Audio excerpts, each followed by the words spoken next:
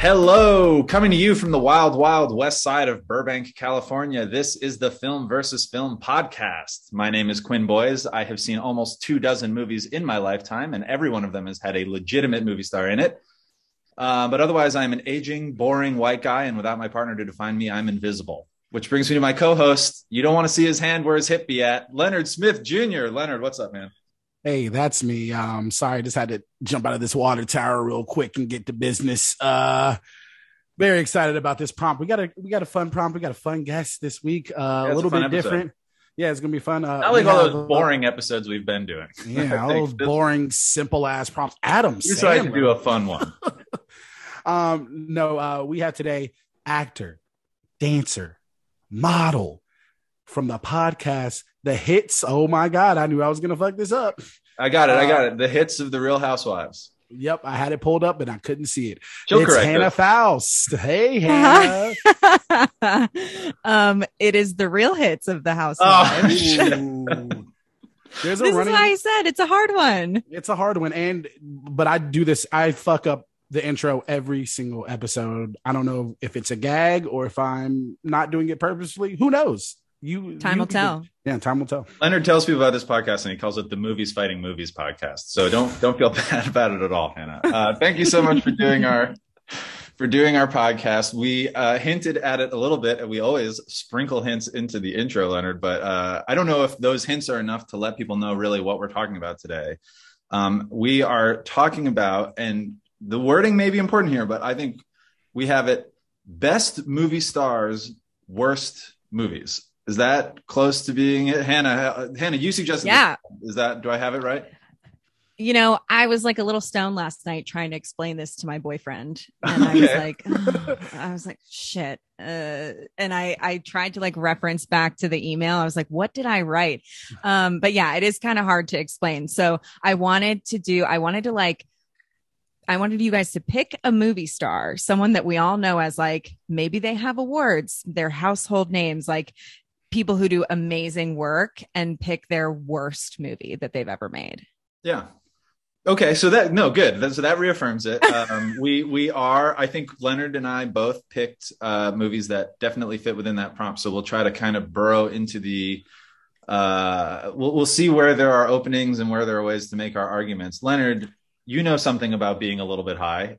You might be a little bit high right now. Even did you struggle with this? Well, I mean, what you could get into? I struggled with this one all week. I struggled with my selection of the movie. First, like kind of a twofer. You got to pick the star and then you got to pick the movie. That was exactly what we liked. And also, if you choose that movie star, you have to have seen a large number of their movies to truly be able to decipher what's the worst one. And is it objective or is it strictly by ratings? If subjective is what's their worst movie. So I had so many different angles that I could have gone. I really wanted to harp on like their worst movie. And it was an actor that I had seen a bunch of the movies. I chose Jamie Foxx. I've seen pretty much all of his movies. I don't know if he's like the biggest movie star, but he has an Academy Award. He's a headlining actor. He's all around just a great, talented person. And the movie I chose, which I don't think anybody listening has seen before this podcast, if they watched it, it's 2004 rom-com Breaking All the Rules. Breaking All the Rules. Now, Leonard, does that title have a G? It does not have a G. It has an apostrophe. If you're Googling it. Breakin', like the 80s dance movie Breakin' and Breakin' 2 Electric Boogaloo that the alt-right took over that name. But did the alt-right take the Electric Boogaloo? Yeah. It's That's called theirs now? Yeah. They love to take. Yeah, they love to take. Anytime you hear like Boogaloo or the Bug, that means like it's the second coming of the race war. That's what they like. Yeah. But anyways. That can't be the only name they have for that. The Boogaloo, baby. The Boogaloo That's Boys. That's got to be one of many. Yeah, they have. Yeah, they got a bunch of words for the second coming of the race war. All right, I think I'm sure none of the Boogaloo Boys have seen Breaking All the Rules because it stars a predominantly black cast. Jamie Foxx, Morris Chestnut, Gabrielle Union, Jennifer Esposito, Peter McNichol. I don't know how you say that last name. It's just McNichol, but McNichol. Okay. Well, this is a very early 2000s movie. I feel like it's very distinguishable. If you watch this, be like, oh yeah, this is clearly made in the 2000s. It's about a guy, Quincy, who is a editor. Yo, what's up with all these early 2000 movies where they work at like a magazine? Like they always work at a magazine or like a news. It's like, anyways. So he works at Spoil magazine. He's an editor there, and they just got bought by some other company and they have to downsize. He also is engaged to his girlfriend. He's about to announce the engagement and he finds out that she's cheating on him. She breaks up with him in the worst way. And at their engagement party, and the announcement of their engagement, she breaks up with him, tells him that she's cheating on him.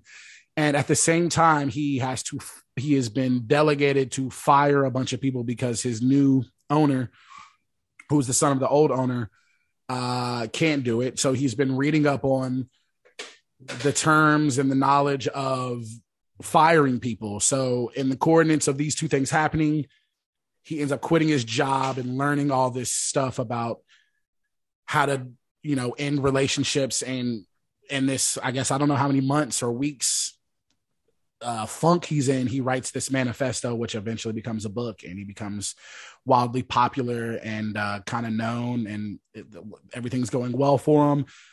His cousin, who's a piece of shit misogynist dude, needs help with breaking up with girls because he has this 3-month rule, and he's helping people break up. He's helping his new CEO break up, and all these things happen. He ends up falling in love. Hijinks, so many hijinks. Big time hijinks. And he falls in love. A full sitcom, a history of a full sitcom's worth of those things that happen where you hear something, but like you're missing the context. So you read something else. So infuriating. Like that a sitcom will do once a season. They do it like 24 times in this movie. Exactly. He falls in love with his cousin's girlfriend. More hijinks ensue. And it's basically a silly, goofy love story about are you crazy enough to bite through your own skin? It's like a super classic late 90s, early 2000s rom-com. Yeah. Yeah. And, they caught Jamie Foxx at the beginning of his wave of like stardom. I think he had maybe done Ali before this. There's another movie which I think could be considered his worst movie, and I had seen both of them. The other movie is Bait, but I feel like this was a better pick for me, and could be argued as his worst film. So, he went on to win an Academy Award in Ray, do a lot of big movies, Django, star in a lot of movies. Now he's a grade A, superstar movie. Like, I would say he's an A-lister. I mean, there's no question he's an A-lister. He's a household name for sure. He's a household name. And it was, I picked him because one of my favorite shows as a child was the Jamie Foxx show, a WB show in the early 90s. He was on In Living Color. It took him a while for him to become a household name, but as soon as he broke on the scene, he really showed his worth. He's also a singer, comedian. Like, he's just an all around talented person. So I felt like he was a good choice. Hannah, had you seen this movie before, or what was your familiarity? No. Yeah. I had no familiarity with this movie, which is kind of crazy because it's got a really packed cast. I'm in your boat, Hannah, but I never see Leonard's movies. Leonard's always giving me movies I've never seen. But like, I remembered hearing about this. This one I consciously skipped because I think I just at the time was like, there's not a lot that interests me here. But I was surprised to find out that like this Leonard, you mentioned Ray, which I think will always be probably Jamie Foxx's most iconic role, maybe Django, but Ray got him his Oscar and put him on that upper echelon as a movie star. And that came out the same year as this. So he had not yet won the Oscar for Ray, but it was like, he was right there. I don't know if Ray came out before this, maybe even, but either way, like within a year, he was about to be best actor and, the Academy Awards best actor. So it's very interesting to catch him at this time. Like he's literally peaking. And he does a movie like this, which, I don't feel bad about saying that's why you picked it. It's awful. It's a bad movie. It's hard. It was hard to watch. It was hard to get through. I don't know if you felt differently, Hannah, but watching it the first time for me was painful. When I was watching both films, I was like, why did I do this to myself? Because both were fairly insufferable. Yeah. I had regrets immediately. You should have done worst movie stars, best film. That would have been maybe a slightly better. That would have been too hard. It was. I will say, okay, let's think about like my watching experience here. I think that when I was, and this might be part of the reason why I never heard of this movie, is because when I was, it would have come out when I was like 12 or 13, not to brag. I am somewhat young, probably older than both of you. So fuck me. No, I'm right there with you, but you are younger than Leonard, who I think, Leonard, you were 46 when this movie came out. Oh, I was 46 years old. Black don't crack. And that was like in my early years of forming opinions, where I was like an angsty high schooler who was like, I don't like rom-coms. Like, and listen, to this day, I still don't like rom-coms, but I enjoyed especially this period of time where the scripts almost follow this like handbook. Yes. Like they were all so similar back then. And they had such a similar vibe. And so I kind of like, this movie is bad, but I did not hate watching it. You know? I agree with you, Hannah. I did hate watching it, so I won't pretend, Leonard. But I will say that there's just first of all, like you mentioned, and I think you're absolutely right, that this is like that kind of late 90s, early 2000s when the rom-com, probably the last gasp of like the cinematic, like we're going to put A-list movie stars in this rom-com kind of thing. Hollywood doesn't really make movies like this anymore, or if they do, it feels like they go straight to Netflix. I can't remember the last like bigger budget one, but this was also a movie that probably could have been made in like 1940, starring like Cary Grant. Like the idea is so repeatable. Mm-hmm. It's just like, man gets spurned by his lover, swears off women, and kind of, decides to make like there was a Renee Zellweger, Ewan McGregor movie of it, like Down with Sex or Up with Love or something like that came out around the same time. I just remember this premise is like very repeatable. And whether you instead of working at a magazine, they work for I don't know. They work for a PR firm or something. You just shuffle the jobs, and you shuffle the cast, and you shuffle the like, actually she hurt him and he's like whatever, and you put out the same movie. That's what it feels like. Yeah, this movie also it kind of has like a bunch of different premises in one. Like there is a portion of it that's almost exactly like 10 Things I Hate. No. How to Lose a Guy in 10 Days. That's what I was the point where it's like, oh, they don't know that I'm trying to fuck with them. And then it's like, well, they don't know that I'm trying to fuck with them. And so it's like, they both have these competing desires, but they're dating each other that are like false. Yeah. There are pieces that are pulled.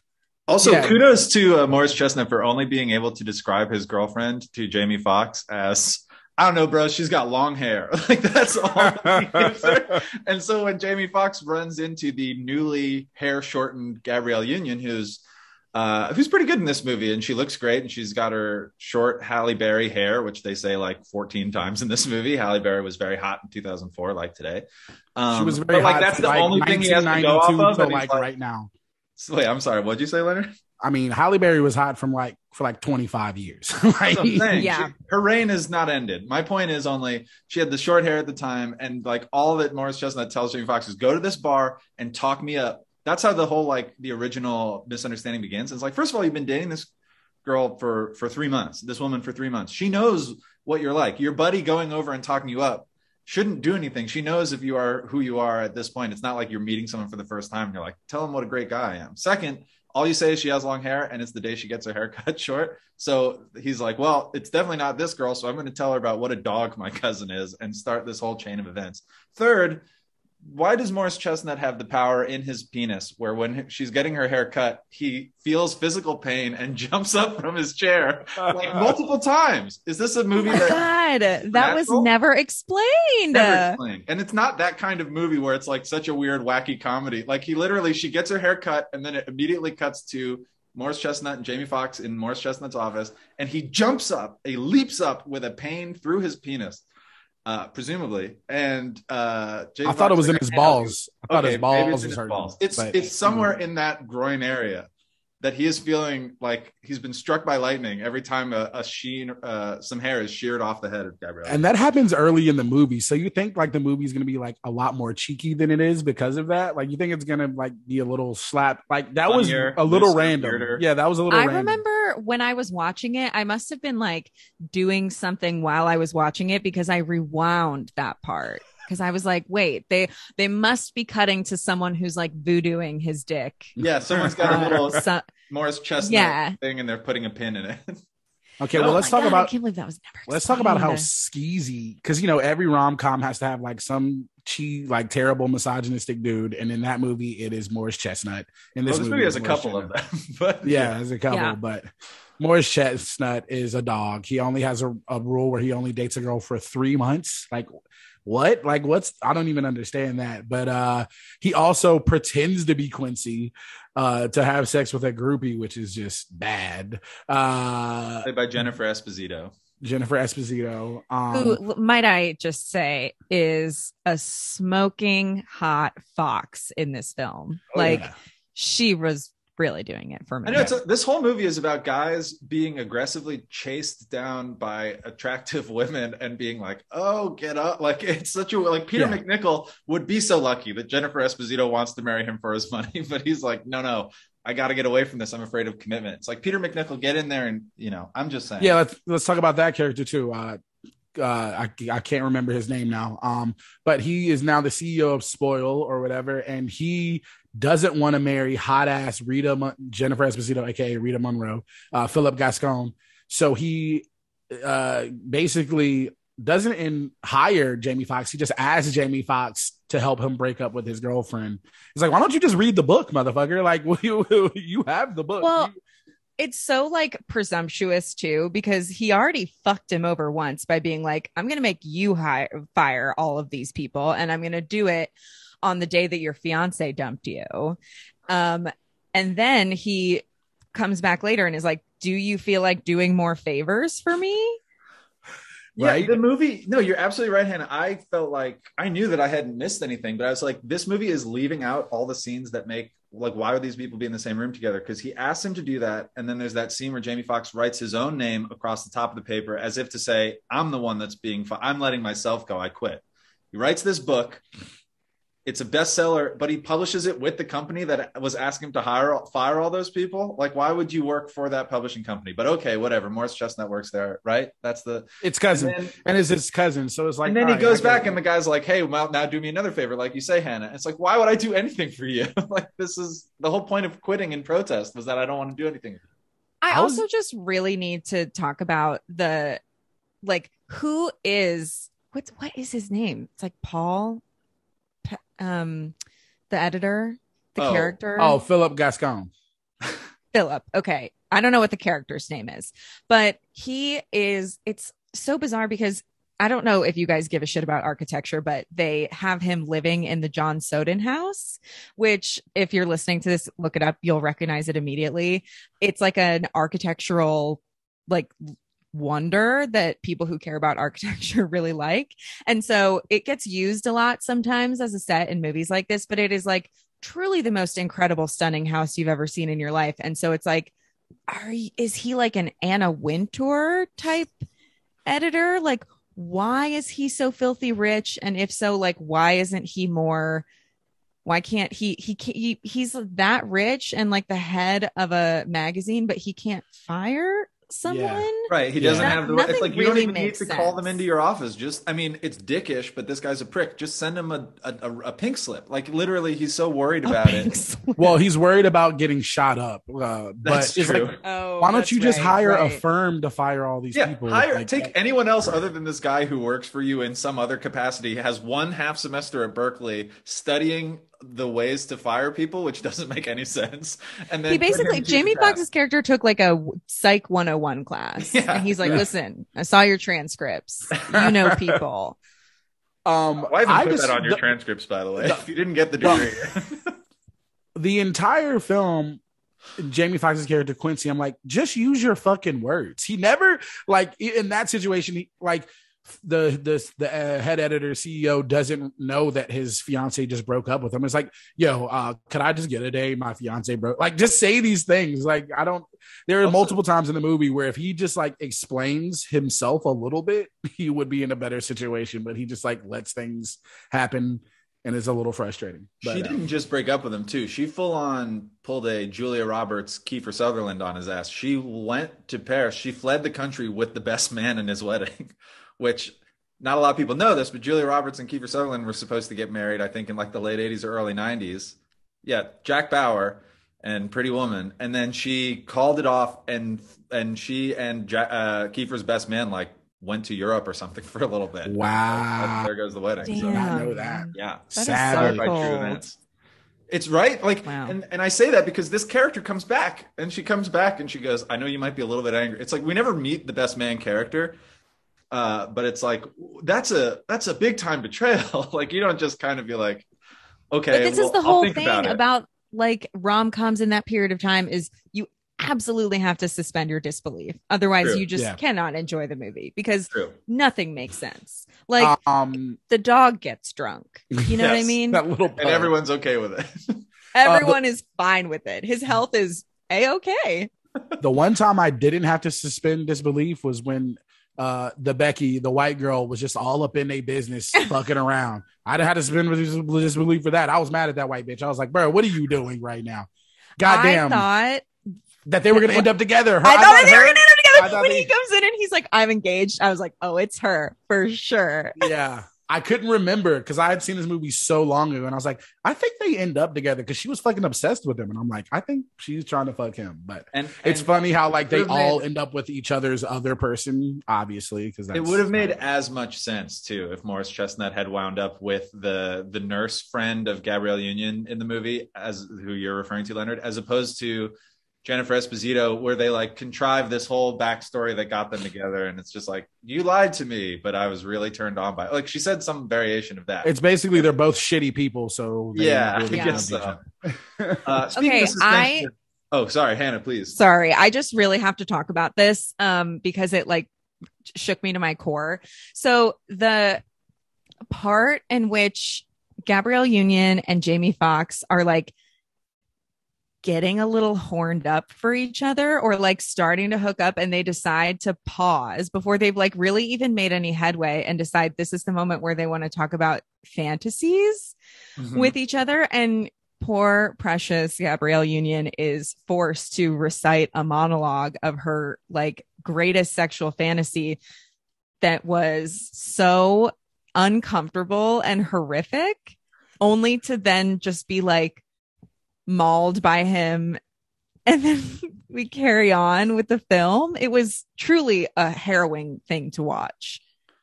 Leonard, you're Yeah, shaking your head and biting your lip. That like you're whole gonna throw scene up. is like, why is this in the movie? Like Why? Why did this happen? I guess they were trying to show that like, no, they feel bad for Morris Chestnut's character, so they are gonna stop, and then they get hot. But it was like, why? If you could have this scene, but the monologue made no sense, like at all. Also, it was like some stranger comes into my room. Like I was like, what? So some dude is. It was just all around weird. It was awkward. It was bad. It felt like there was some executive that was giving script notes and was like, I would love to have Gabrielle Union repeat these words on screen. Yeah, it felt like a Harvey Weinstein situation. For Yeah. sure. It was weird. That was. It was just like, why even? It was that. It's also like, and this, like the whole premise of this thing is that Jamie Foxx, literally the tagline is like, when it comes to breakups, he wrote the book. He wrote a book about breaking up. He seems really bad at it. None of his plans work, and all of them are super simple. Like we don't ever get an in-depth look at what this book is. Like when Morris Chestnut first shows up at his house and he's written it but not published it, he's got like Claire Danes in what was that show? Homeland Corkboard style notes all around his house, like he's the Zodiac killer. And then they put it together into some manuscript, but they never go into like, and I get it, like Wedding Crashers or whatever, any movie with like rules or lists, they don't tell you all of them, but they're supposed to give you enough that you get a sense of what the thing is. And like, you know, at some point he's like, yeah, that's from chapter 6, right? And he goes, yeah, chapter 6. But all he gives Peter McNichol, who's trying to break up with Jennifer Esposito, is like sulk. And then when she asks you what's wrong, say, we're breaking up, which is not a thing that I think would be like in a #1 best-selling breakup book. He has no actual game. And the whole movie is about the idea that like he's gained some sort of insight from the nexus of being dumped on his engagement day and having to fire everybody in his company, but refusing, was supposed to give him some kind of like Neo-like powers to navigate this tricky situation, and he has none of it. And the movie does not seem concerned with making us believe that he has it. It's just this weird thing, right? I mean, am I alone in that? Did you buy that at all from? No, I totally agree. And I think that they're really riding the line, because if this was like a skinny white man who had a manifesto on how to break up with women, this would be a horror film as opposed to a rom-com. Well, I think that was the Ted Bundy Zac Efron movie, wasn't it? Yeah. They're like overlooking the part of this, which is like, this is scary. Well, yeah, they try to be very scary. They try to present it. The way they present it makes you you don't hate Quincy because he's the one who got broken up with. So he's like, this is how you're supposed to break up with someone to make it be nicer. But it doesn't seem designed around being nicer. That's again, it kind of goes back to it. Perhaps there are parts of the book that aren't referenced in the film that kind of show that more. You know what is a movie, Hannah? It's interesting. You mentioned if this was like a movie with someone else, with a white actor. There's actually a movie somewhat similar to this. It's called Hitch, and it stars Will Smith. Now, Will Smith is one of the great movie stars of our time, and it was the basis of my pick this week, which is the 1999 Kevin Kline, Salma Hayek disaster piece, Wild Wild West. Are we familiar with Wild Wild West? It's there's a whole rap song about it by Will Smith that goes into the plot, but basically it's the story of Jim West, played by Will Smith, a cowboy in the Old West, just post. One second. Oh, yeah? You got something? What? As a nation, we were all forced to know about this movie. It was impossible. Forced. You could not avoid this movie if you wanted to. I did not see this movie until 2 days ago, and yet every scene was familiar. Oh, wow. Just from osmosis or like what? Pure absorption. Wow. Yeah. From being 8 years old. It came out. Sorry before I interrupt. No. You have something else, or was that? No, I was gonna say you can go back. I just had to say that little tidbit. Interrupt me anytime you want, because this movie, I don't know where to start. It's a movie about. It's based on an old '60s TV show, which is the basis for any bad movie. Is like a property that no one cares about, but they're like, let's do it today. And it stars Will Smith, who is like the biggest movie star in the world at this time. If he wasn't already, he was pretty much there. He had done, just for a quick rundown, he had done in 95 Bad Boys, 96 Independence Day, 97 Men in Black, 98 Enemy of the State, 99 he's going to go 5 for 5, Wild Wild West, big time stinker. Nobody likes it. Didn't make money, didn't get good reviews. I made money. It Kevin like Kline's career. Like, it was not. Kevin Kline didn't do much after this. It was a big chill for Kevin Kline following Wild Wild West. Which is funny. I loved Enemy of the State. That was like one of my favorite movies as a kid, because I'm a weird kid in Senegal. And what's surprising about Wild Wild West, which again, it's like the plot barely bears repeating, but it's like Will Smith is a renegade cowboy. He does what he wants. He's a ladies' man. He's quick with a gun, all those kind of tropes. And then he's paired up with Kevin Kline's character Artie, who is like he's a U.S. Marshal, like sort of steampunk. Yeah, he's a U.S. Marshal, and it's like he's the design guy. He's like Q in a James Bond movie. He comes up with these wacky contraptions, disguises, and they're supposed to team up. They are literally put together by President Grant. Will Smith gets off his horse, walks into the White House, and President Grant's like, "You gotta go and figure out this to stop a madman named Arliss Lovelace, who is handicapped. He does not have the lower half of his body." I say that because the movie brings it up a lot. And he is an old Confederate who is bitter about the loss of the Civil War. He wants to take it back, kind of, but really he just wants to impose his own order on the West. And he's got a giant mechanical spider. And Will Smith and Kevin Kline, with the help of Salma Hayek and maybe one of her worst roles, they have to stop him. And it's a mess. This movie, that's enough on the plot, and then we can talk about it more. But like, what surprises me about this movie is like Men in Black works. Well, regardless of what you think of these movies, like they're hits. Men in Black works, Bad Boys works, Independence Day works. This feels like, oh yeah, like kind of steampunk future cowboy movie with Will Smith as like a gunslinger. It feels like it should work, and it actually is directed by Barry Sonnenfeld, who did Men in Black, which is one of my favorite Will Smith movies. But like, none of it works at all, and it's apparent immediately. The opening scene is one of the most like incomprehensible things I've ever seen in my life. What do you guys think about this movie? Oh man. Okay, I got to start with the opening scene, and then I'll give larger thoughts. It's a guy who we've never met and won't see again, who's about to die, running through like, well, and then you might talk about when we first meet Will, Hannah, but like literally like the first 30 seconds, it's like a guy with this big metal contraption around his neck running away from a spinning blade that like it's nonsense. But sorry, what were you saying? No, you're right, because I was going to talk about the next scene in which we meet Will Smith's character. Just as ridiculous. Which he's having a sexual experience, I guess, with in what is revealed to be a water tower. He's getting a hand job in a water tower. Yeah. He's getting a hand job in a water tower. That's that town's water, okay? That is that town's water. It's gross. It's gross, but you don't know it's a water tower at first, and so you think that he's in an entire room that's a hot tub. Like there's a strange ledge.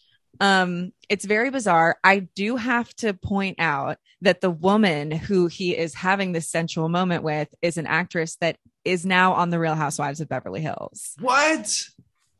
Garcelle Beauvais, who also, I guess, would say her big break was in the Jamie Foxx show.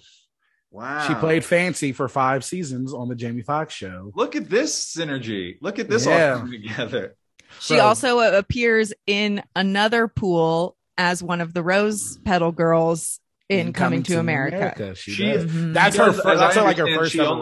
She only works in pools. She doesn't. She only works in pools. Even on Real Housewives, she is fucking hot. So I mean, I see why she would want to be by water and in bathing suits all the time. Yeah, she's smoking hot. She's like just so sensual in this scene, and she is one of the best Real Housewives of all time. So I will say that. I will have to say this. Also, just a strange part to start the movie. I think we see Will Smith's dick and balls at the beginning of this movie. Yes. And oh my God. I'm so glad you brought that up. I had to text Quinn. Leonard texted me about this. When Hannah gave us prompt ideas, sometimes, we will give guests options or we will let them give us options. And Hannah gave us some options. And one of the options was a movie with male frontal nudity. And which I wanted to do, Hannah, by the way. He was down. I thought he was. I mean, I had a movie that we could have done too, but I just felt like the options are a lot more limited. Yeah, so there's very slim pickings. My first thought was Boogie Nights, of course, and that's what I thought Quinn would have picked. But Quinn had another idea, which was Forgetting Sarah Marshall. You guys. Forgetting Sarah Marshall. We could have enjoyed Boogie ourselves Nights versus this week. We could have had a lot more fun. And maybe seen a couple guys hang dong, but the overall experience would have been a lot better. I don't know. It probably wasn't his dick and balls, but for a half second there was some dick and balls. Dick and balls. This movie's PG-13. You guys, I have so much to say about this. They 100% used like hairy balls, hard as a rock shaft. And it's when he falls out of the water tower and then he goes to stand up and you get that very like early 2000, you know how like all the movie posters for like American Pie used to be like a shot through a girl's legs from the back. Mm-hmm. So you're getting that and he's standing up and it's just at the top of the frame. Wow. It's so bizarre and unnecessary. Well, also when he's also coming out of the water tower and falling onto the floor, you see when he's like horizontal, you see his dick and balls also when he's falling to the floor. So I'm surprised I missed this. We will record an episode one day, Leonard, where I don't reference a text I received from you while we're recording, but I did. It's a weird text that yesterday at 9:00 at night, I just got a text from Leonard saying, "Did I just see Will Smith's dick?" And I'd already watched the movie and I didn't notice Will Smith's dick. So my inclination is like, I don't know, where at like Vaughn's, like where were you? I don't know, but no, apparally you both saw it. So all I know is I saw his dick, I became aroused, I came, and then I threw up. Wow. There are places in LA that you could go to see Will Smith's dick. You know? Oh yeah, okay. Oh yeah. Wait, did y'all not hear about this thing with Will Smith recently? I followed Yeah. where you're going with that, Leonard. Yeah, his memoir, right? He said he had so many orgasms that he had a psychosomatic reaction to them and started making him gag, which is a good problem. Sometimes he would vomit. It's a weird brag, but I do think that's a brag. Interesting. All right. I didn't get that part, but yeah, this just came out like yesterday or something like that. So Will Smith throws up when he comes. Just so everybody that who can't doesn't be know. every time. That can't be every time. That's unsustainable. Well, I think he just wanted an excuse to go to like an immersion therapist. Like, we're gonna get you through this. Listen, Will and Jada get freaky. They are open. They are swinging. They are curious. I mean, they're a good time. I think Jada's more the swinger and Will's just sad. Honey, there are a lot of blind items from over the years that would tell you otherwise. Well, like we said, this movie is PG-13. Even though you guys both saw Will's Fresh Prince. Oh wait, actually, let me double check that. Is it? Because now this movie, like, did they say fuck? I think this movie is. Yeah, and you see that woman's ass. You see Salma Hayek's ass. Dude, that's what I'm saying. Like, dude, they're pushing a line. It's PG-13, and you see Salma Hayek's ass twice. There's all manner of like offensive, and I understand the MPAA rating system or whoever makes the ratings. It's really like you can say the F word this many times. You can have someone like it's arbitrary rules.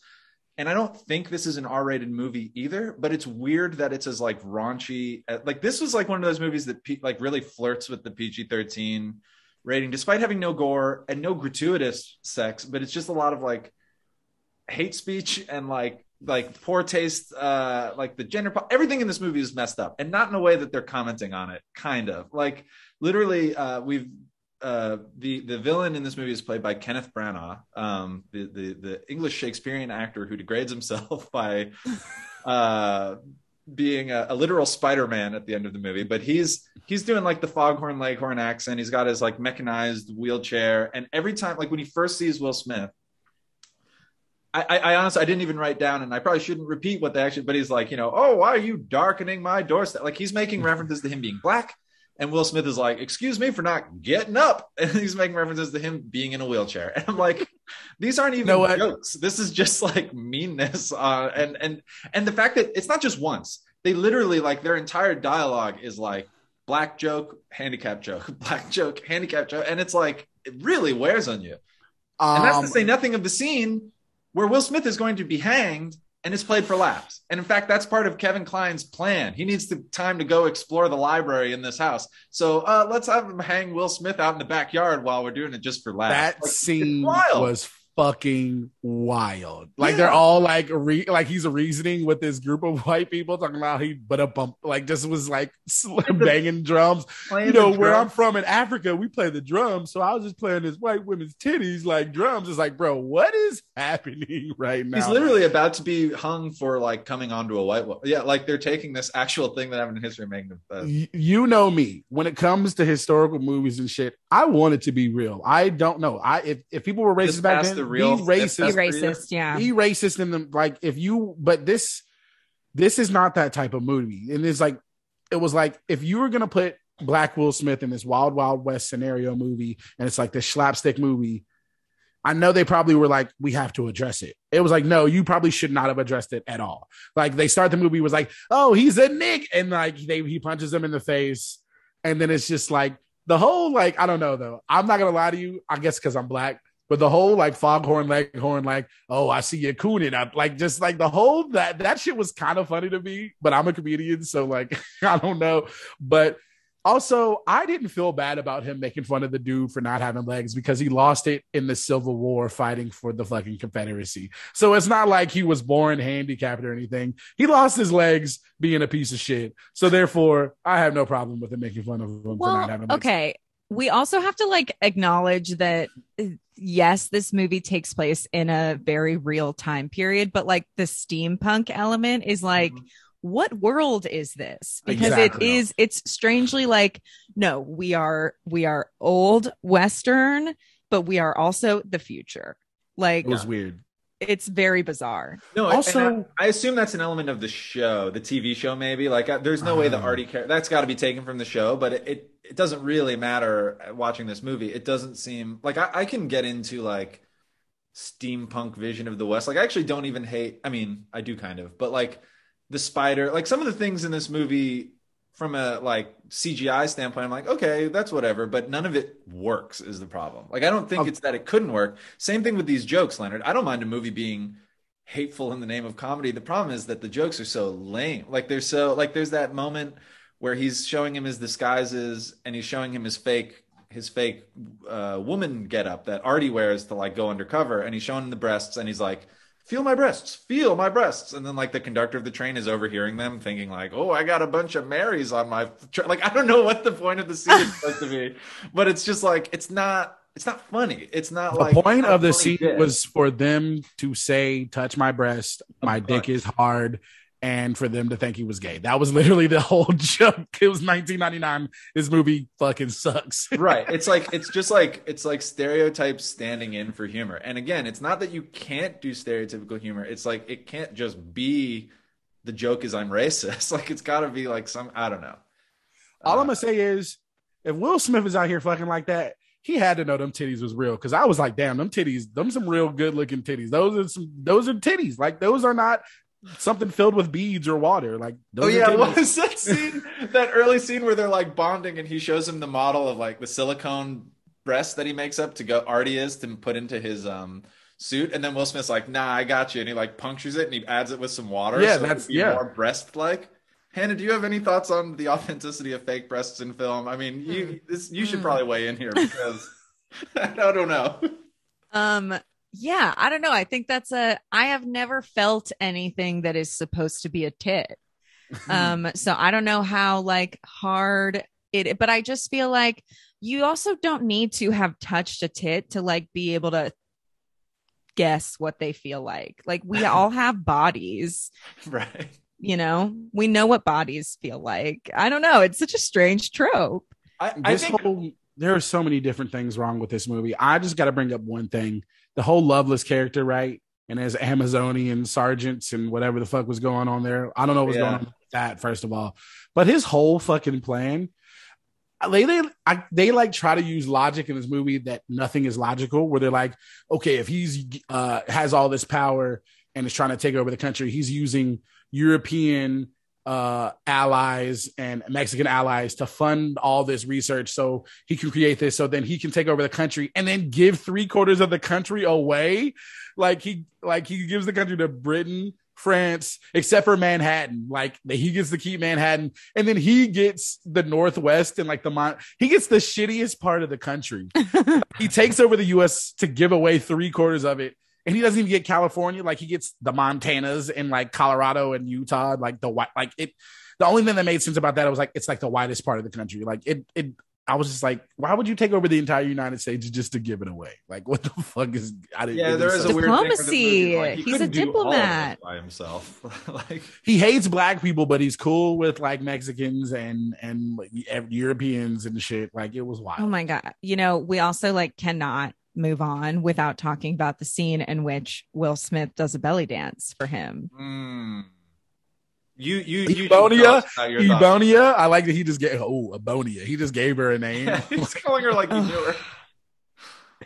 Like, the fact that they were in the middle of something incredibly high stakes and important, and a mystery woman emerges from the crowd and is dancing and doing a series of sounds that sounds like it's a Bugs Bunny cartoon. Ooh. Yeah, just like strange voice sounds and rubbing her ass on him, that like all matters must stop. The proceedings are done. There is a woman we do not know has entered the chambers, and we will stop at all. Like, listen, if you're a leader, like, you got to be prepared for someone to come in undercover and kill your ass at any given moment. Like, you cannot be that easy to distract. Also, you were doomed from the start. the only move these guys seem to have is pretending to be women and infiltrating your events. Like, I would be very suspicious of any woman that comes up as like, let me grab the mic. It's like, no. I think this is one of the two of you guys, and I've got one of them captured. So, okay. like, Speaking of like, what was even Selma Hayek's point? Like, there was no need for her to be in this movie. She literally was just like, we're gonna show Salma Hayek's ass in this movie. Like, let's get her in there. Like there was. I mean, this is a role that like twice. This is like the kind of role that it's like, oh, this is why we have the Bechdel test. Like, this is why, because I mean, listen, it's 2021. I'm an actress. Like, there's a lot of opportunity for more interesting roles out there. I can't imagine being this age wanting to be an actress in the 90s, but it's like, oh yeah, this is why for years and years and years, they were like, please don't write women as props. And like literally all the women in this movie are props. Like every single, like there's not, it's kind of crazy. She literally is there so that Jim and Artie can argue about which one she's more interested in, which, come on, it's Will Smith. I mean, so even if you are going along with the movie's ridiculous logic of that's why she's here, it's like, and even Salma Hayek in the movie is like, well, we find out later, the joke, I guess, is that she's been married the whole time. But like, even in the movie when we don't know, she's like, oh, he's so dashing and stuff. It's like, of course she's going to be with Will Smith. There is no suspense to this. But like, there's that scene where she's really worried that she's going to get caught. So she presses on a pool ball, which is a trick pool ball that she knows has noxious gas in it so that she can knock them out. Like, she's an incredibly stupid character, and she is just there to be like sought after. And that's obviously that's not Salma Hayek. We know Salma Hayek is talented and good and whatever, but this character really is just asking her to show her ass and be kind of sexy and then go away. And that's what she does in this movie. And it is like weirdly, maybe the worst part of an incomprehensibly bad movie is that like they have no idea what to do with Salma Hayek and just be like, she's pretty hot, right? But maybe like, I mean, who was this movie supposed to be for? Like, is it men? That's true. Is it women? Because like Will Smith is so hot in this film. Like I totally understand why, like, he could have gotten this script and been like, this is absolute trash garbage, but like, I'm gonna do this movie because I'm like, I'll be sexy. I get to do stunts. I get to like just be hot and like the hero of this film, you know? So it's like, who was supposed to see this? Straight women? Men? I think they tried to appease to the masses. They tried to make it to where everyone like was like, oh, the dads are gonna like the little, we'll show the ass a couple times for the dads, and then the moms will think Will Smith is hot and the kids will think it's fun. And it's like, it's just like it was just bad. One more thing to close up the Salma Hayek conversation. She is introduced in the movie in a cage. That's for that. But two, I think speaking to what you were talking about, Hannah, like, the movie, Will Smith does. I mean, Will Smith is at the peak of his powers as like, like he's like no longer Fresh Prince Will Smith. Like, he's put on some muscle. He's got like a little bit more confident swagger. He's been in some big movies. Like, this is, and it's part of why I picked it. We're going to go into our arguments later, but this is kind of peak movie star Will Smith. Like, he would obviously go on to continue to dominate the 2000s, and he was very successful in the 90s. But like, this is it's like, an athlete in the prime of their career just having like a really, really bad season, and you're like, why? Are they hurt? Like, what's going on? Like, why are they not having? Because it's all the elements are there, but the movie, despite being very horny, is not at all sexy. Like, I saw Salma Hayek's outside. I'm like, okay, let's keep going. Like, I'm not interested in any, like, I don't know. You saying Will Smith does it for you, so maybe it works a little bit, but like, I don't know. It's just a really, it's like a teenager, which is who I think, to answer your question, who it appeals to. I think teenage boys, and I think in that way,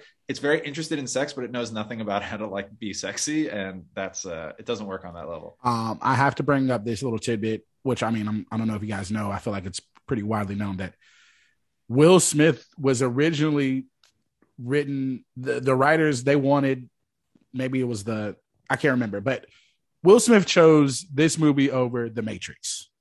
Like, he was supposed to be in The Matrix. They wanted Will Smith in The Matrix, and he turned down The Matrix to do Wild Wild West. Yep. I knew that. In fact, I had that in my notes. Right? Yeah. I honestly think, like, at the time, I I'm honestly happy he did this movie because I don't think The Matrix would have been the same with Will Smith. It would have been a goofy. It would have.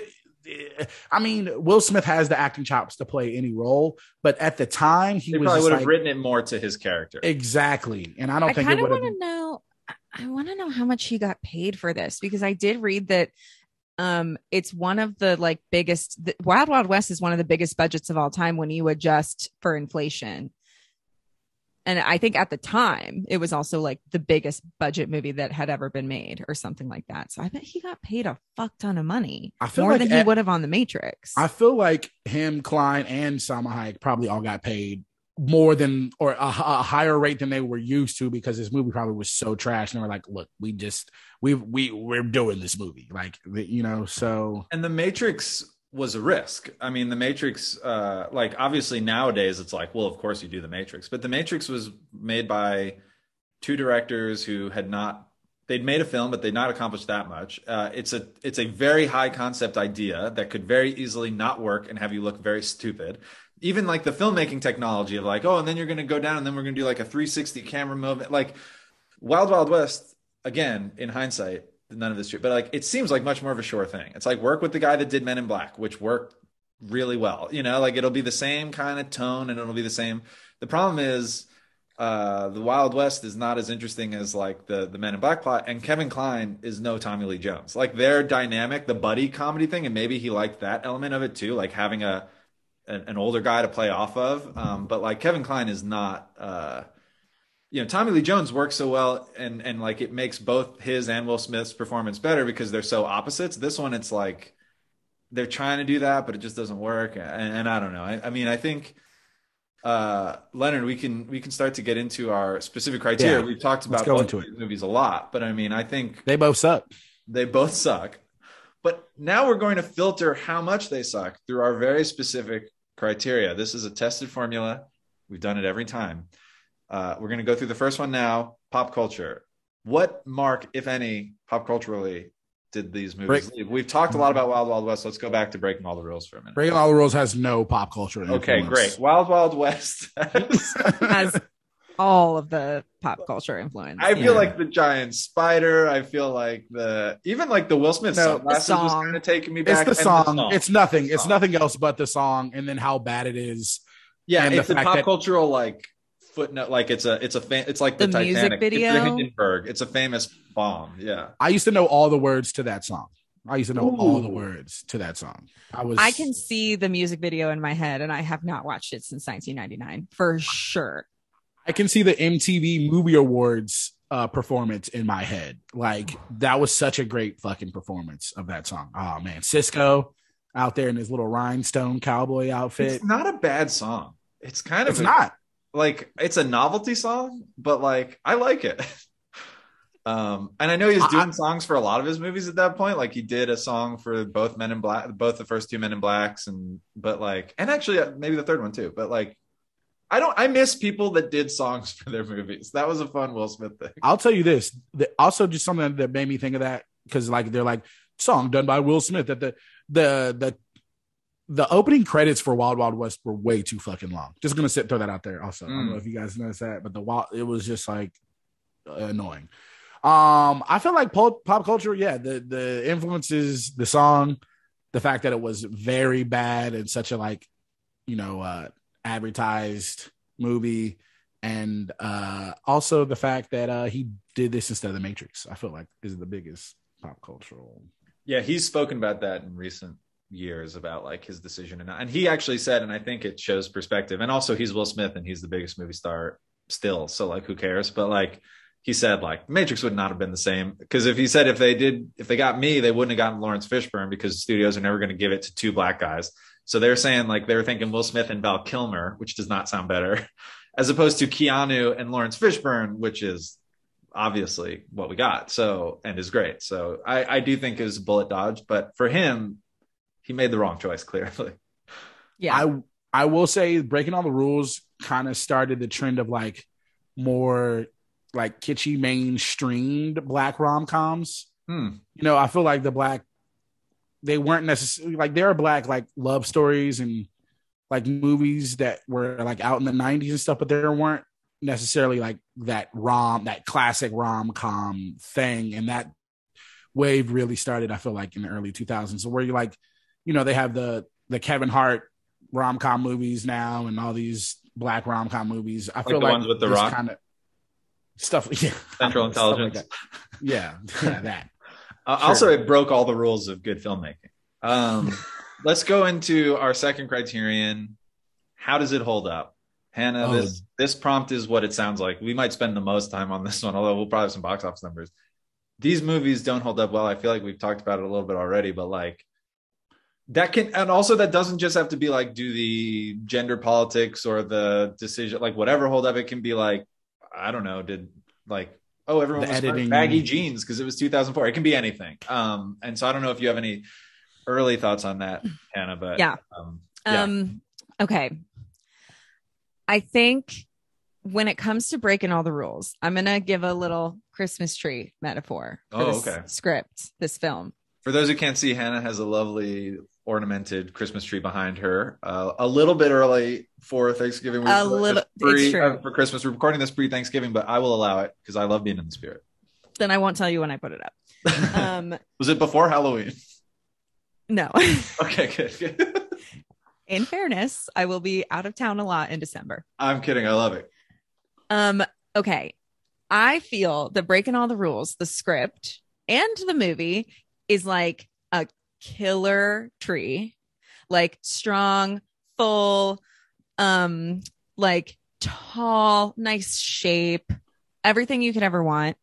And then they brought it home and they put the worst ornaments on it that they could have ever picked, like orange peels out of the garbage, or like a bag of dog shit. Just like the strangest, but like just ruined it a little bit. And I think that like I want to say that it holds up because of the tree. I'm like, the tree. But then I also want to be like, but the ornaments, it doesn't. I'm so conflicted. That's a beautiful metaphor, and let's stay on breaking all the rules. But I'm going to now think, if Wild Wild West is a metaphor, it's where you take home a perfectly nice tree and then you find out it's infested with spiders in your living room. That's what the point. It's like the biggest, most expensive tree. It's but also start stomping through your house. But also, you like took mushrooms so that they would hit like right when you brought the tree home, and so then the spiders, you're like, is this real? What is happening? Yeah Absolutely. I feel like we say a lot like you couldn't make this movie today. I think you could. I just feel like you wouldn't make. I feel like these plots of like, it's kind of like the old stand-up thing. Leonard, you do stand-up. You can. Wait, are you talking about Wild Wild West? Or are you talking about Breaking All the Rules? I feel like you could make Breaking All the Rules today for sure. But you wouldn't, because it's like the rom-com equivalent of white people be like, black people be like, it's like men always wanted I got that 3-month rule. You know what I mean? Like there's no nuance. Like all the men are dogs and all the women are like, why won't I guess the one who has the most shade is like Jennifer Esposito, who at least is open about just being a gold digger. But like everybody, it's just like, these are not really caricatures. They're just caricatures. And yeah. I feel like if they made it today, it would be like Amy Schumer wrote it. And the whole point is that you're supposed to be like, wow, can you believe we used to watch movies like this? Right. Yeah. Or they would at least not have to do that tired thing of like, well, he's got to learn his lesson. Like he's got to be a good, he's got to like realize he does want that thing or something. It would be, a little bit more like, what's the Amy Schumer movie? Anyway, doesn't matter. I'm Pretty or whatever. Yeah. She's all I'm gonna say. We talked about Breaking All the Rules. Wild Wild West, in like every single aspect, doesn't hold up. Agreed. Like in every single aspect, it doesn't hold up. Some of the CGI still looked okay, but they spent a ton of money on the CGI for this movie. A lot of it looks bad, but when he flips him over and the pool table goes under the train, right? Will Smith is under the train. Yes. He can hear Kevin Kline in the train. They're talking to each other, even though he's under a train that's going at a high speed. And he grabs some random lever under the train that then flips Kevin Kline under the train. Why would you install a fucking lever underneath the train that would flip you under the train? Yeah, and then they both just randomly flip back up. They don't do anything. There's just so many stupid little things wrong with this movie, and then there's so many major things wrong with this movie. Like everything is just bad in all regards. I would be so nervous to even like put my hat down on the table in Kevin Kline's train. Everything is booby trapped, and none of it seems to be like to help. Like, I just want to sit on this chair, Kevin Kline. Can you promise that it's not going to like contort me or shoot me out the window or do any weird thing? Like, yeah, no good. He also hates guns, but he has a whole gun stash in his train, like with moldings to put guns in it. Mm-hmm. Like he's anti-gun, but then he flips that thing over and there's like 15, 20 guns there. And it's like, you made this train, but you hate guns. So why do you, it was just, there were so many different things that didn't make sense in this movie. We could go over every single aspect if we want to, but is there anything that we have not talked about, Hannah, that sticks out to you as like particularly egregious from Wild Wild West before we move on? Oof, particularly egregious. No, I think that minute to minute Wild Wild West makes no sense. I'll say the one thing I liked. It's the one moment, and it is brief, but it's when Will Smith. It's Will Smith, right? Maybe it's Kevin Kline. No, it's when Will Smith's like going through his office, Arliss's office. And then there's that guy. I have no fucking idea how this works. This is where the mushrooms kick in, Hannah, when we're putting the tree up. But like, it's the guy in the painting with the musket who swings around in real time. And I'm like, from what angle am I seeing this? Is that painting three-dimensional? But he never noticed that when he's walking by, and this guy's about to shoot him, and then he gets out of it. I loved the way that it looked. I liked how it did look like that guy looked like some brushstrokes and stuff. But I'm like, this can't just be a throwaway gag. How did this happen? What's the logic that undergirds this thing? That doesn't make sense. I don't understand this whole, I feel like you might be mad at me, but it's like the whole James Bond thing, like the trope of, I know this woman is my like enemy, but I'm still horny. Like, it's like, what, like, why? Like, I think you just explained it. You just found the logic in it. I'm still horny. Like, come on, man. It was just so dumb. You wouldn't get with Munitia? Was the name? No, because I like living. I don't want to die. I know you're going to try to kill me. It's like, oh, I'm going to fuck her first. Then I'll kill her. It's like, what? This is so stupid. Like, I don't get it. Anyways. All right. Let's move into our third and most important criteria of the 5. Every week, we pray that this will come true for one of us. Hannah, if you're not familiar, our number 3 criterion is, was Luis Guzman in either of our movies? Sadly, he was not. I feel like Luis Guzman, you know him from so many things. Paul Thomas Anderson films. He was not in Breaking All the Rules. Primarily black cast. Maybe there weren't so many roles for him, but I feel like roles for him, not rules for him. I feel like you could have squeezed him in there. I mean, he fits in both of these movies for sure. He really does. He really does. He would be hilarious. Like some storyline of him like trying to break up with his girlfriend. I feel like that would be funny. Like Luis Guzman needing Jamie Foxx's help to like try to break up with his like abusive girlfriend or something like that. I don't know. I just feel like that would be some type of avenue. I don't necessarily know what role he could be. You know what? It would be funny if he was Philip Gascon, like if he was the head editor, the guy that lips out, because I don't think he could play Morris Chestnut's character. So I don't know. They're cousins. not to make you guys feel like, regretful, but I do think he's in Boogie Nights. Oh, he is in Boogie Nights. He is in Boogie Nights. He is in Boogie Nights. Have you guys hit that criteria yet? Not so yet. Far. Damn it! I could have been the one. No, you would have been. We never hit it. But we keep crazy. Dreaming that maybe one day we will. One day it's gonna happen. Luis is gonna show up. Luis could have been. I feel like Wild Wild West was made for Luis Guzman to be in. Like, I'm surprised he wasn't. He was working at the time, and he could have classed up the whole thing if they'd put him in. Yeah. He could have been maybe Dr. Esposito. He could have been a doctor. He could have been. I was gonna say make him one of like Arliss's bad guy, not the guys that he's fighting at the end, but like make him part of it, because he's got a very character face, Luis Guzman, and he could have been like part of that rogues gallery kind of thing. Yeah.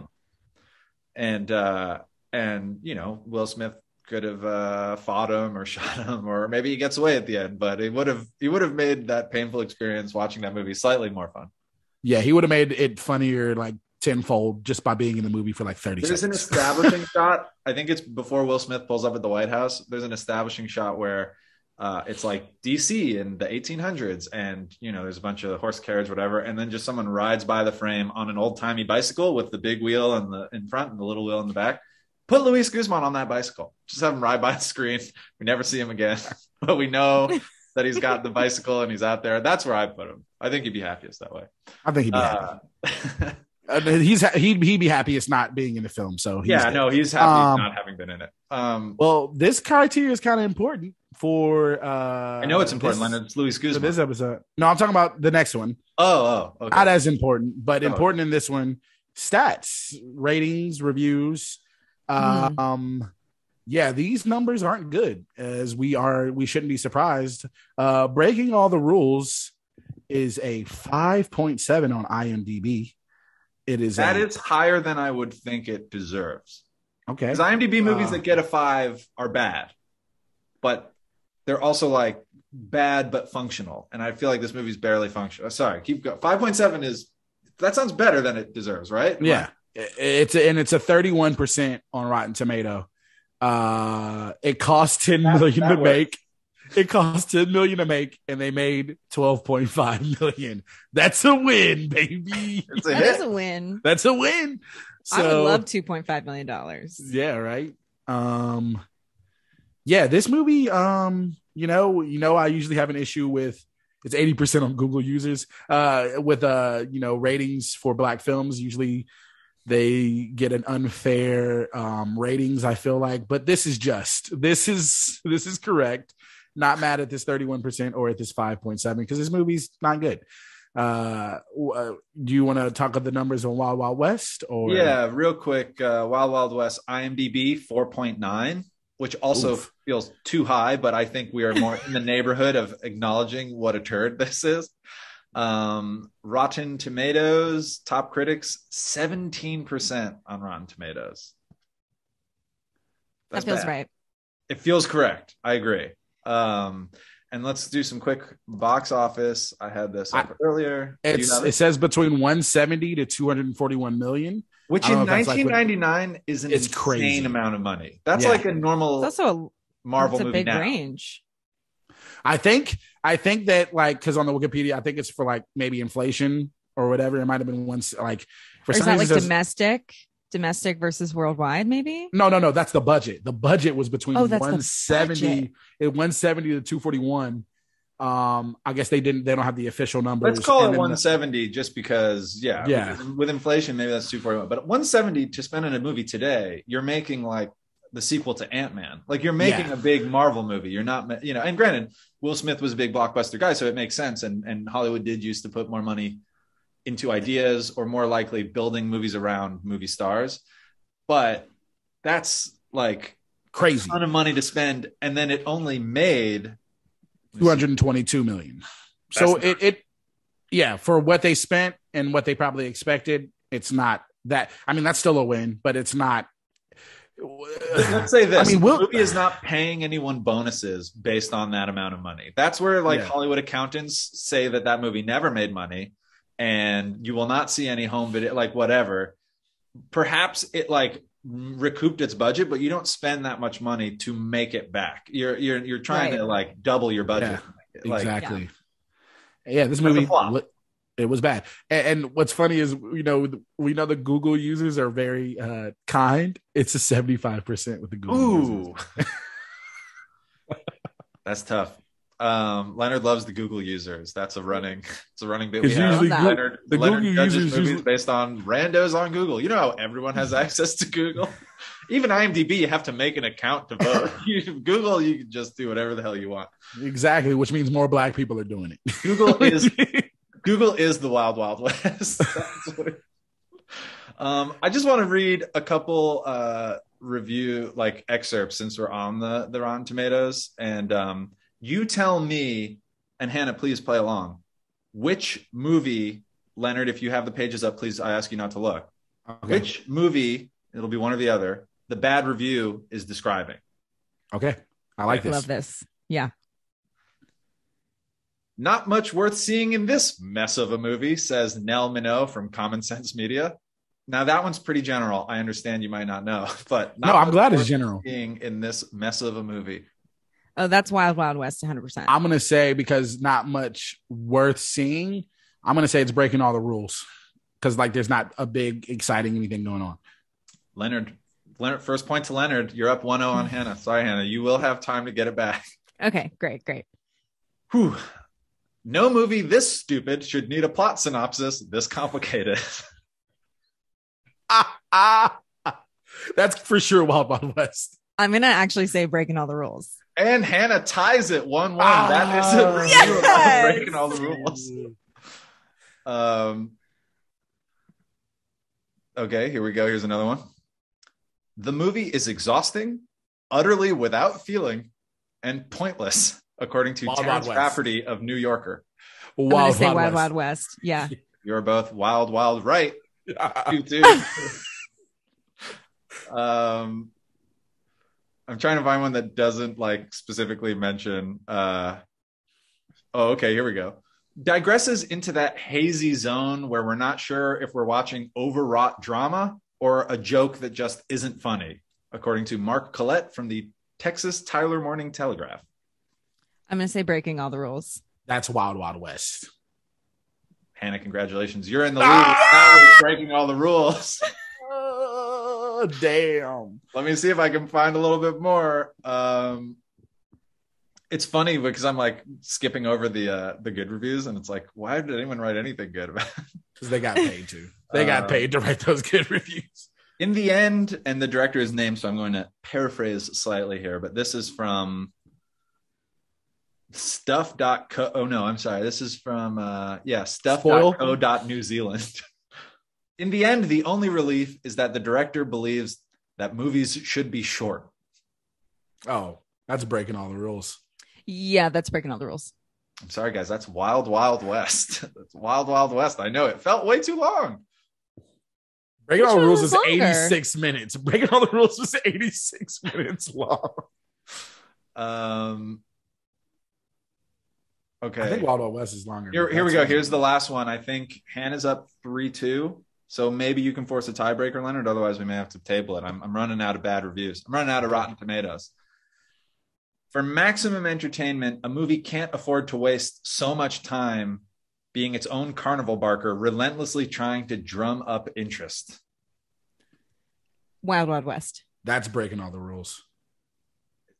You win in a rout, Hannah. 4-2. It was Wild Wild West. Congratulations, Hannah. You've won the game. You win nothing. Yes. You get to keep your Christmas tree up an extra week. That's how you do. Amazing. Thank you. That was fun. At least there was some fun to be had talking about these movies. Unfortunately, we now move into the not so fun part, at least not fun for Leonard and myself. Our fifth and final criterion is the decision. Which movie better fit Hannah's prompt, which again was the best movie star's worst movie. Yeah. Okay. Sorry, Hannah, before you give your decision, I'm sorry not to cut you off. Just, I don't want you to accidentally say, Leonard and I get to kind of give our final stand, our last what's it called in court? Closing arguments. Hannah, did you have something to say before that doesn't give away that? Yeah, because I sort of like tripped myself up because is it the best? Like, are we arguing for which one was like a better film? The best movie star's worst movie? We can talk about what we think the prompts meant to us, and then you can kind of decide what you feel more in the moment. We've done that before. That's not unusual. Does it fit the category better if it's worse? Well, I don't know. I think, and again, I'm not trying to influence Leonard. You should say what you think about it too. I'm not making the argument for my movie yet, but I'm saying when I picked, like, I think you're holding two things in both hands. You're holding, this is and I think we've talked about how Jamie Foxx and Will Smith are both movie stars, but like, how do we perceive best movie star? That can be awards, that can be fan base size, whatever. I'm not making an argument for it one way or the other yet. And then I think kind of inversely relative to that is the overall shit quality of the movie as it relates to the movie star. That's how I interpreted it. Leonard, how did you think about it? I interpreted it as finding a movie star who was a big enough star that you were like, why did you make this movie? But I also see why you made this movie. You tried, you know what I'm saying? So I was having these questions with you throughout the week. Mm-hmm. Like, does it mean it's the worst film or does it mean it's the better film? I feel like, to me, it's the best worst one. So I don't know, I guess we're going to have to argue this. I think the best comes in with movie star, but yeah, I mean, does that mean the best movie star who couldn't save the worst movie? Or does that mean the best movie star who was really slumming it and not bringing his star quality to the worst movie? I think this is all open for debate. Hannah, if you want to lay any groundwork down before, we can just go into our final arguments and you can see who has the more compelling one. But Leonard, what were you going to say? I think my decision is that is what you said, Quinn, which is like who had like the bigger juxtaposition between like who this actor is and like the highs of their career and then like where this movie falls in it, like who has the greater juxtaposition maybe. Okay, I don't like that argument because it helps Quinn. You can't tell her what the argument is. That's what I'm saying. You can't either. So let's. I wasn't telling her. She said that's what. Let's just make these arguments. All right. Okay. Yeah. Quinn, you go first. Quinn, you go first. Okay. See, Leonard thinks he's in a power position. Leonard thinks he can trick you, Hannah. He thinks that like in those old Roman debates, the person who speaks last speaks most effectively because they're the last person that the audience hears. I have more respect for your intelligence than that, Hannah. Shame on you, Leonard. I'm just going to make my pitch, knowing that Leonard will have the chance to rebut everything I say. So I'm going to come at him a little bit. Jamie Foxx is a movie star. Jamie Foxx also, and I'll totally know, I did not grow up watching Jamie Foxx show. I did see, like, I remember him vaguely on In Living Color, but also most of what I've seen from In Living Color was like the pre-Jamie Foxx days. So I was not hugely familiar with him before he won the Academy Award for Ray, which I think, I mean, that, and also like, wasn't that around the time where like, I know this doesn't fall under movie star, but like, when he was on the Kanye song and stuff, I feel like that was like the mid 2000s was Jamie Foxx's time. Like that was when he ascended. He had a hit album. He'd been in the pop culture atmosphere for a while. People have known about him but he won that Oscar for playing Ray Charles, and he kind of was elevated to another level.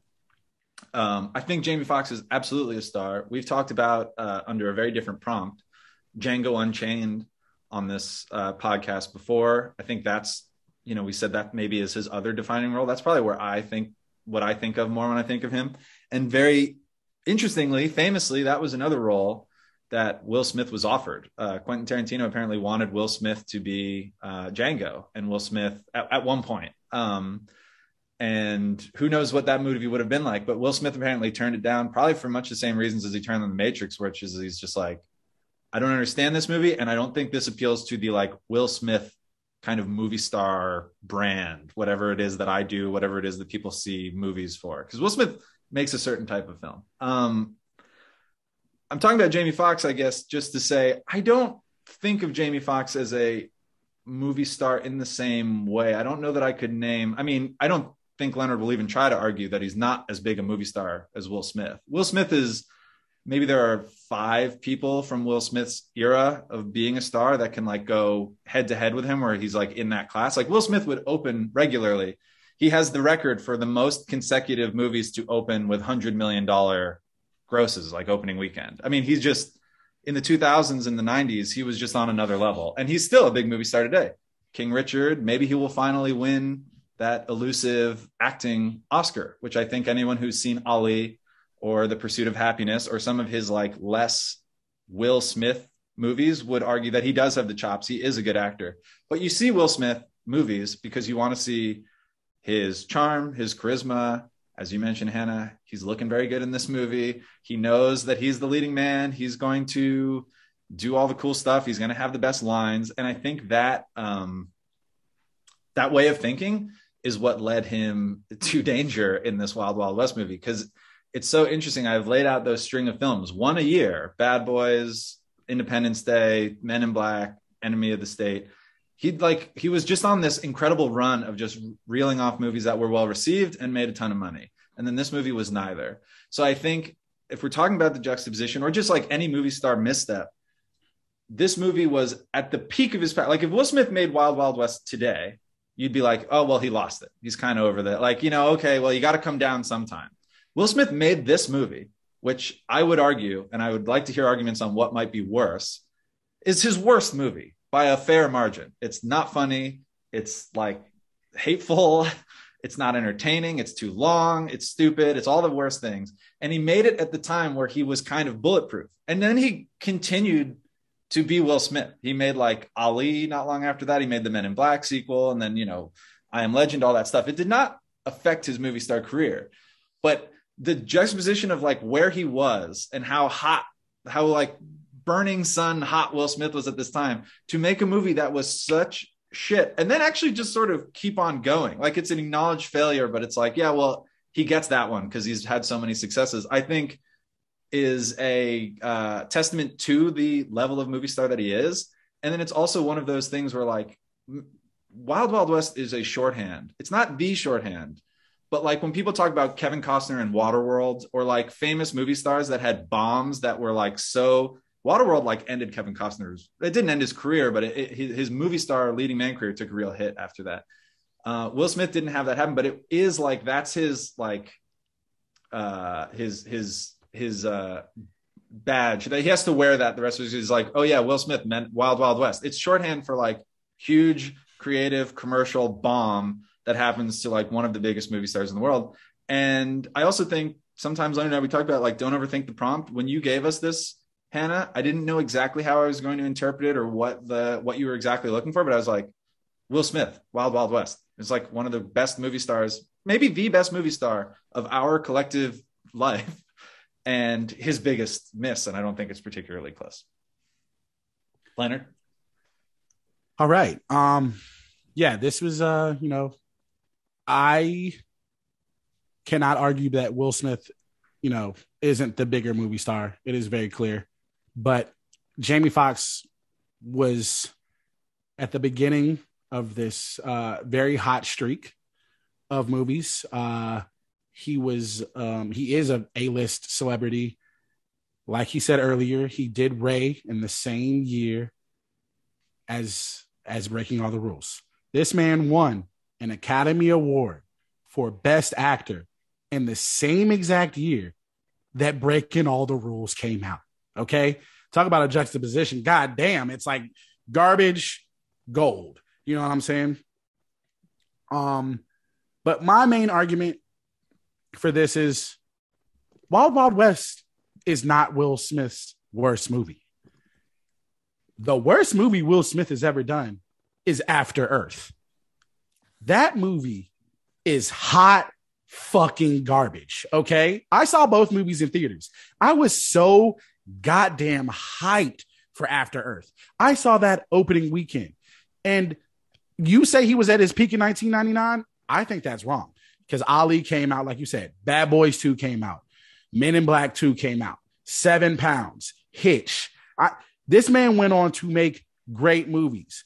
And when he should, and a lot of movies where they weren't the cheesy, I'm just a slapstick hero guy. You know what I'm saying? Like this movie started doing very dramatic roles, very serious roles. And then he came out with this hot fucking piece of garbage called After Earth. And if you go look at the ratings we said about Wild Wild West, After Earth has worse ratings on Rotten Tomato and on IMDb than Wild Wild West. I will also say this. Breaking All the Rules is also hot garbage. Jamie Foxx tried to do his best to save this movie. He could not save this movie. But I will say this. Which one did you enjoy, even though the slightest more, is Breaking All the Rules? It's the movie is a little bit more fun. There's a little bit of a less sick feeling while you're watching Breaking All the Rules. Wild Wild West is repugnant. Why would you want to award such hot garbage when it isn't even his worst garbage? Like Will Smith has put out some garbage films. After Earth, there's what is it? iRobot. There's some bad movies that Will Smith has done. Jamie Foxx just started showing his acting chops, and this movie maybe could have hurt him, but it didn't.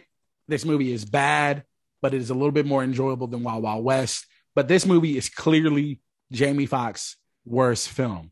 This man put on one of the most amazing acting jobs I had ever seen in Ray. And he also came out with Breaking All the Rules in the same exact year. Like, good fucking Lord. And that's pretty much my argument. You ever seen Stealth, Leonard? Stealth is not that great. But. Okay. That's it. But Jamie Foxx went on to, he was very hot. If you were like 99 was like Will Smith's peak, like from like 2005 to 2010, like they were like, put Jamie Foxx in this movie. Let's put Jamie Foxx in this movie.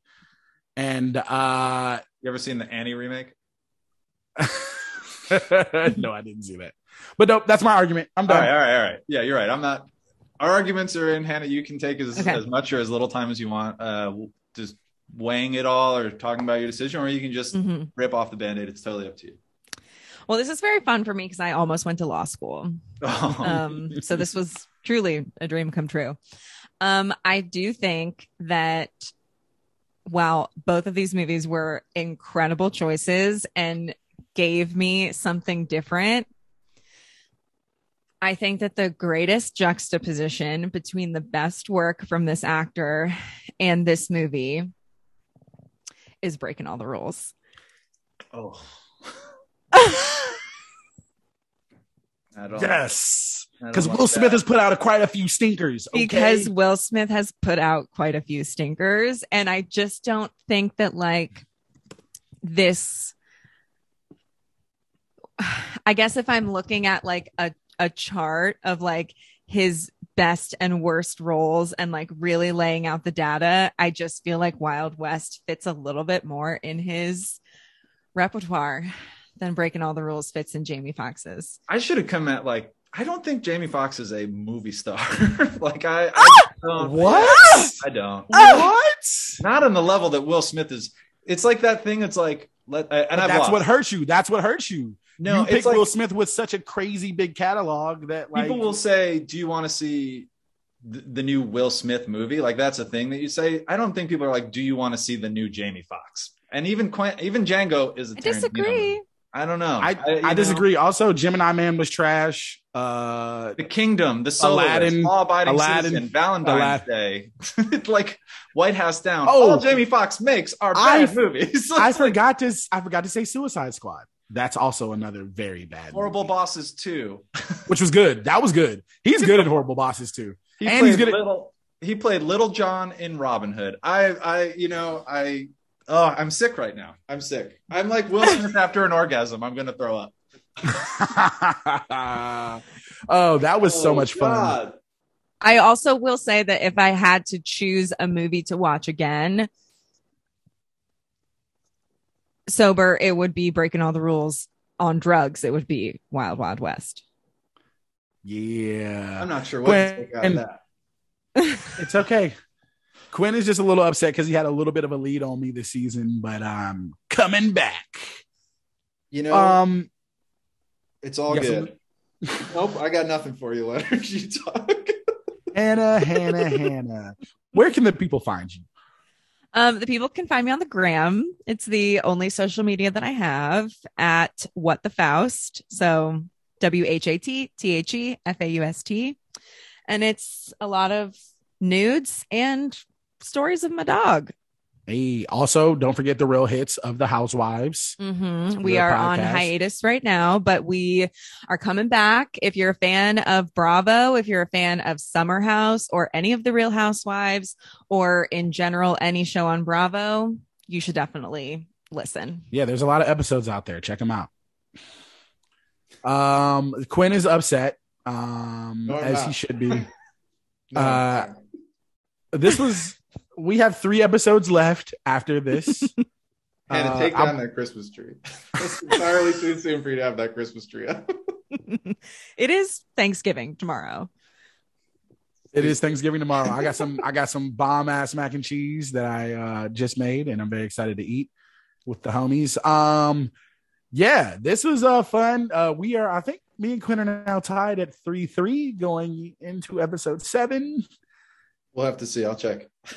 I don't know. Oh, I love it. This it gets a little intense over here, but thanks for I see that. Thanks for hanging with us, Hannah. Thanks for you. This was a really fun prompt. It was a very fun episode, Hannah. Thank you for joining us. And I mean, feel free to use my full frontal male nudity for a future guest that maybe doesn't have any ideas. Would love to hear it. I think that would be a fun one too. Very different movies. We've already announced our picks. Just bleep them out. Yeah. Well, we might bleep this whole thing. I might lose this episode, Leonard. No. Hannah, thank you so much for joining. Everybody who's listening to this, hope everybody did already have a lovely Thanksgiving.